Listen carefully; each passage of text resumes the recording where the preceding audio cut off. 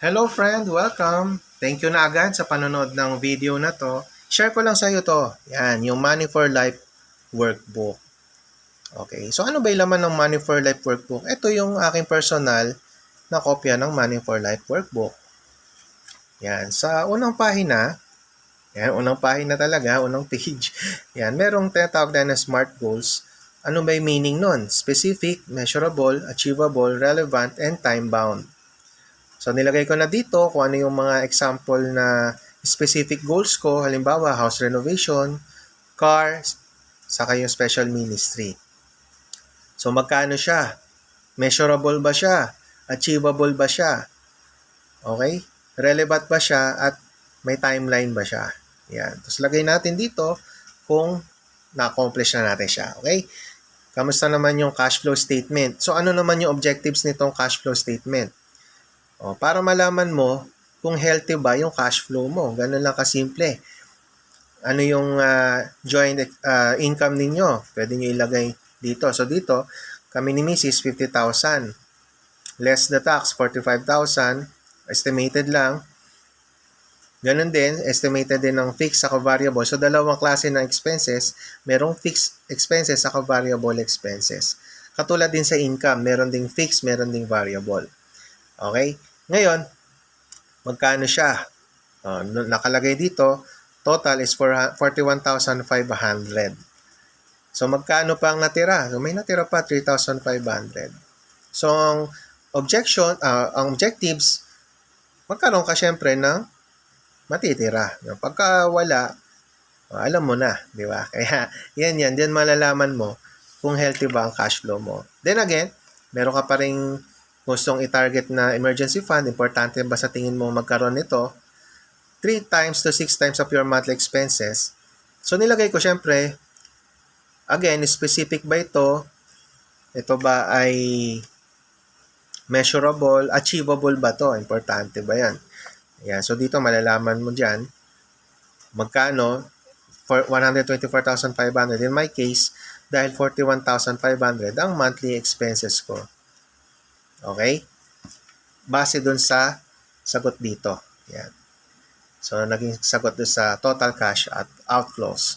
Ngayon, simple lang naman din itong income protection fund kasi gusto mong magmalasakit sa pamilya mo just in case of sad events. Ano ba yung sad events? Sickness, accident, disability. Okay? Sickness, accident, disability. Worst disability, syempre yung death o yung kamatayan. So, syempre, dahil mahal mo ang pamilya mo, mahal mo rin yung negosyo mo, gusto mo ipamana to sa next generation mo, should you get a life insurance policy? Nasa sa iyo, this is your personal decision. So, in my decision, meron akong 3 policy. Estimated expenses should be 3,540,000 base pa rin doon sa monthly expenses ko times 12 times 10. So, ito na yung total niya. Ganun lang. Okay.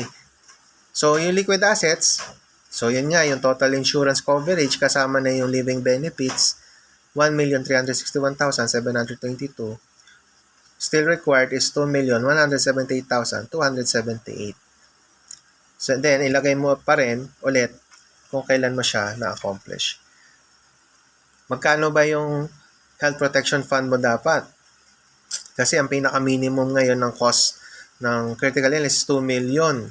Existing health fund ko, 550,000. So, still required 1,450,000. Kung may anak kayo, yan. Pwede kang maglagay dito, target education fund. Sa tingin mo ba, libre na ang edukasyon 5 years from now?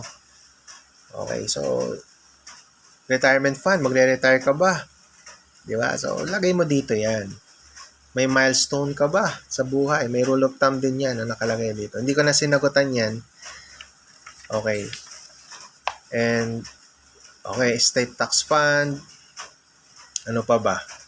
Yan, sinabi ko, nilagay ko na, inano ko na dito sa video, no, kung ano yung laman. At yan, may mga notes na pwede mong sulatan. Isulat dito.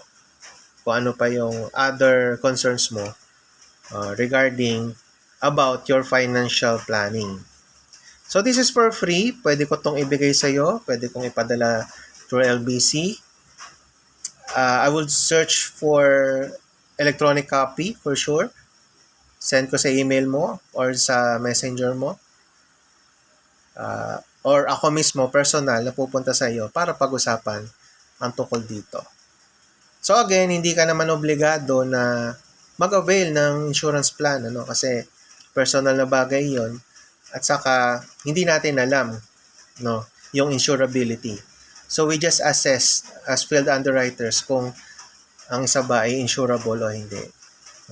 Malalaman mo na lang yan, syempre. Sagutan mo muna tong workbook na to.